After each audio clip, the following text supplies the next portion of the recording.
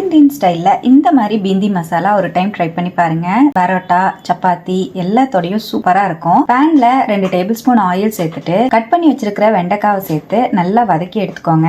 நான் ஒரு 300 கிராம் அளவுக்கு வெண்டைக்காய் சேர்த்து வதக்கி இருக்கேன். வெண்டைக்காய் நல்லா ஃப்ரை ஆனதுக்கு அப்புறம் வெளியே எடுத்துட்டு அதே ஆயில்ல 1 டீஸ்பூன் ஜீரகம், 2 கட் பண்ண வெங்காயம் சேர்த்து நல்லா ஃப்ரை பண்ணி விட்டுக்கோங்க.